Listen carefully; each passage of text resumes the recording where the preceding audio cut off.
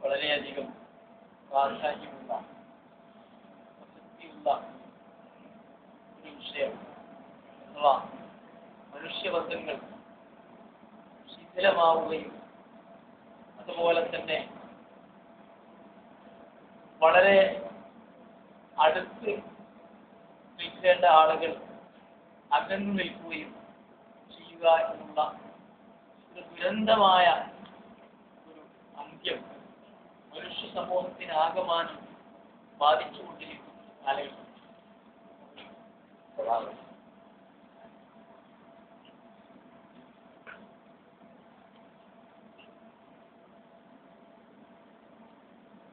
അങ്ങനെ ശിഥിലമായി കൊണ്ടിരിക്കുന്ന ബന്ധങ്ങൾ, തകർന്നുകൊണ്ടിരിക്കുന്ന കുടുംബ ബന്ധങ്ങൾ, ഇങ്ങനെയെല്ലാം ഒരു വല്ലാത്ത ദുരന്തത്തിലേക്കാണ് ലോകത്തിലെ മുഴുവൻ മനുഷ്യരും പതിച്ചുകൊണ്ടിരിക്കുന്നത്.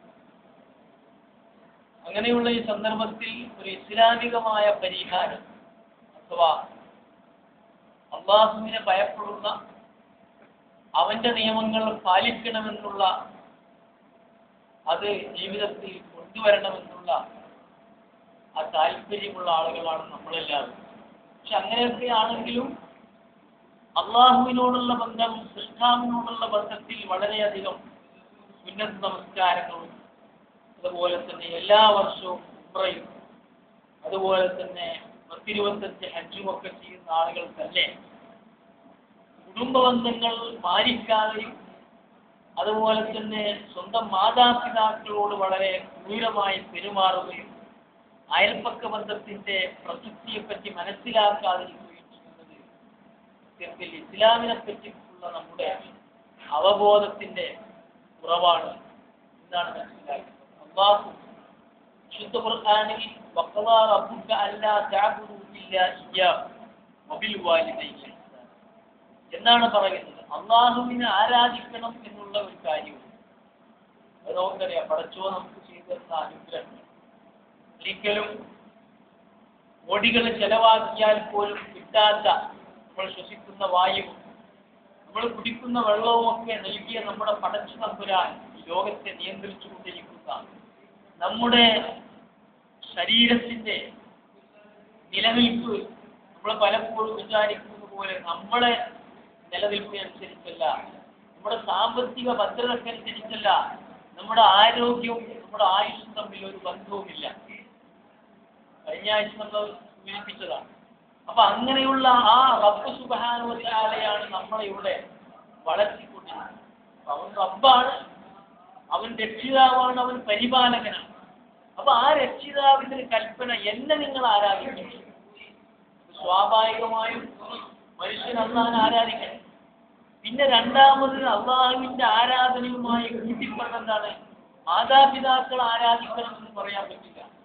മറ്റുള്ളവർ പറയുന്ന മാതിരി ഇസ്ലാമിലെ ആരാധന അള്ളാഹ്ക്ക് മാത്രം. ഫുട്ബോൾ ആരാധകന്മാർ എന്നൊക്കെ പറയുന്നത് ആ അർത്ഥത്തിൽ നോക്കുകയാണെങ്കിൽ ശിർക്കന്നായി വരും. പക്ഷേ അതൊരു ആലങ്കാരിക പ്രയോഗമാണ്, മറ്റൊരു വാക്കുശാസ്ത്രമെന്നാണ് പറയുന്നത്. എന്തായാലും ഒരു മുസ്ലിമായ മനുഷ്യന് അള്ളാഹുവിനെ മാത്രമേ ഇബാദത്ത് ചെയ്യാൻ, അവനെ മാത്രമേ നിങ്ങൾ പ്രാർത്ഥിക്കാവൂ, അവന്റെ മുമ്പിലെ നിങ്ങളുടെ പ്രശ്നങ്ങൾ അവതരിപ്പിക്കാവൂ. അള്ളാഹുവിന് മാത്രം പരിഹരിക്കാൻ കഴിയുന്ന പല വിഷമസന്ധികളിലും നമ്മൾ പെടാറുണ്ട്, അപകടങ്ങൾ. അവിടൊക്കെ പടച്ചു തമ്പുരാനെ കൈയൊഴിഞ്ഞിട്ട് മറ്റൊരാളെ, മറ്റൊരു മലക്കിനെ അല്ലെങ്കിൽ ഒരു മനുഷ്യനെ മറ്റൊരാളോടുള്ള ദ്വാ അത് തെറ്റാണ് എന്ന് പറഞ്ഞിട്ട് അള്ളാഹ് പറയുന്നതാണ് അള്ളാഹിന്റെ റസൂലിനെ അനുസരിക്കണം. നമുക്കറിയാം ആയത്തിൽ അത് വളരെ പ്രധാനപ്പെട്ടതാണ്. പക്ഷെ അതേ സമയത്ത് വിശുദ്ധ ഖുർആൻ പറയുന്നതാണ് വബിൽ വാലിദൈനി ഇഹ്സാന, വാപ്പാന്റെയും ഉമ്മാന്റെയും കാര്യം അത് ഒരു അള്ളാഹുവിന്റെ കൽപ്പനയായി. മറ്റൊരു സൂറത്തിൽ അനിഷ്കുർലി വലി വാലിദൈക വഇലയ്യൽ, നിങ്ങൾ എനിക്ക് ശുക്ർ ചെയ്യണം. അള്ളാഹിലേക്ക് ചേർത്തിട്ട് പറയണം, എനിക്ക് എന്റെ കാര്യം നിങ്ങൾ മറക്കരുത്. ഞാൻ പറഞ്ഞല്ലോ, പലപ്പോഴും നന്നായി നമസ്കരിക്കുന്ന ആളുകളായിരിക്കും നമ്മൾ, സുന്നത്ത് നമസ്കരിക്കുന്ന ആളുകളാണ്. പക്ഷെ മാതാപിതാക്കളുടെ കാര്യം മറന്നാലോ ഇതുകൊണ്ട് കാര്യമില്ല. വലി വാലിദൈക്ക, നിന്റെ വാപ്പയുടെയും ഉമ്മയുടെയും കാര്യം നീ പറയുന്നത് നമസ്കാര ശേഷം 5 നമസ്കാരങ്ങൾക്ക് ശേഷം ഒരാൾ അള്ളാഹുവിനെ ആരാധിച്ചതിനു ശേഷം വാപ്പാക്കും ഉമ്മാക്കുമുള്ള ഒരു പ്രാർത്ഥന പ്രാർത്ഥിക്കണം എന്നതാണ് ഈ കാര്യത്തിൽ വിശദീകരിച്ചുകൊണ്ട് താല്പര്യമൊക്കെ പറയുന്നത്.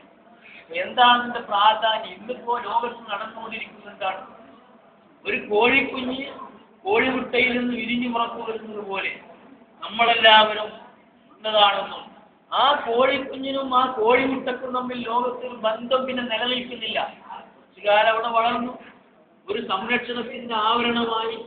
ഇങ്ങനെ കുറച്ചു കാലം വാപ്പ നമ്മളെ നോക്കി, ഉമ്മ നമ്മളെ നോക്കി, നമ്മളെ വേണ്ടപ്പെട്ടവരൊക്കെ നമ്മളെ ആലോചിച്ചു, നമുക്ക് വേണ്ടി ഉറക്കൊഴിച്ചു, കഷ്ടപ്പെട്ടു, നമുക്ക് വേണ്ടി ഗൾഫിലെ വരെ പണിയെടുത്തു, ആരാന്റെ ഏറുകൊണ്ടു. ഇതൊക്കെ ചെയ്ത സ്വന്തം മാതാവിനെയും പിതാവിനെയും മറക്കുന്ന ഒരു മനുഷ്യനെ സംബന്ധിച്ചിടത്തോളം പടച്ചോൻ പറയുന്നത് എന്ന് പറഞ്ഞു, അങ്ങനെയുള്ള രക്ഷിതാവിനെ സ്വന്തം നോക്കി വളർത്തി നമുക്ക് വേണ്ടി ഉറക്കൊഴിച്ച നമ്മുടെ വാപ്പാനും ഉമ്മാനും മറന്നിട്ട് നമ്മൾ എത്ര വലിയ പണമുണ്ടാക്കിയാലും നമ്മൾ ലോകത്തിലെ മുഴുവൻ മനുഷ്യർക്ക് ഫോൺ വിളിച്ചിട്ട് കാര്യമില്ല.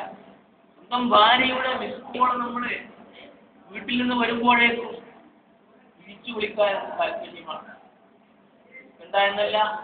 അതുപോലെ തന്നെ നമ്മുടെ കഫീൽ നമ്മളെ സഹായിക്കുന്ന കഫീലിന്റെ ഫോൺ നമ്മൾ പ്രത്യേകം ശ്രദ്ധിക്കും. അതേ സമയം സഹോദരങ്ങളെ, നമ്മളിവിടെ വരാനും ഒരുപക്ഷെ ഇവിടെ ജനിക്കാനുമുള്ള ചെറിയൊരു കാരണം, ഒരു സബബുണ്ട്, നമ്മുടെ രക്ഷിതാവാണ്, നമ്മുടെ മാതാപിതാക്കൾ. ആ മാതാപിതാക്കളുടെ ഫോൺ അറ്റൻഡ് ചെയ്യാൻ പോലും സമയമില്ലാത്ത പല നിർഭാഗ്യവാന്മാരായ സഹോദരന്മാരും സഹോദരിമാരും നേരെ വിപരീതം സുഹൃത്തുക്കളോടുള്ള ബന്ധം അത് അറ്റുപോകും. അത് വലിയ പണിയൊന്നുമില്ല. നമ്മളൊരു കമ്പനിയിലെ നമ്മുടെ പാർട്ട്ണറാണെങ്കിൽ നമ്മുടെ എന്തെങ്കിലും ഒരു സാമ്പത്തിക ക്രമക്കേട് കണ്ടാൽ നമ്മളും അയാളും പിരിയും.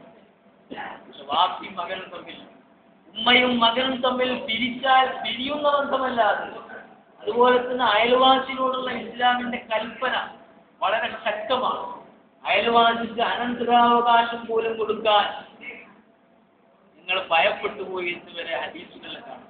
ഇത്രമാത്രം സല്ലല്ലാഹു അലൈഹി വസല്ലമ ആ ബന്ധം സൂക്ഷിക്കുന്നു. പക്ഷേ നമ്മുടെ അയൽവാസി, പ്രത്യേകിച്ച് പ്രവാസികളായ നമ്മൾ താമസിക്കുന്ന ഫ്ലാറ്റിലെ നമ്മുടെ അയൽവാസി മറ്റൊരു ഫ്ലാറ്റിലേക്ക് മാറിയാൽ പിന്നെ ആ ജാറും നമ്മളും തമ്മിൽ വ്യത്യാസം, ബന്ധവുമില്ല. പിന്നെ എപ്പോഴെങ്കിലും ഒരു ഫോൺ വിളിക്കും. അതാണ് അയൽവാസിയോടുള്ള ബന്ധം.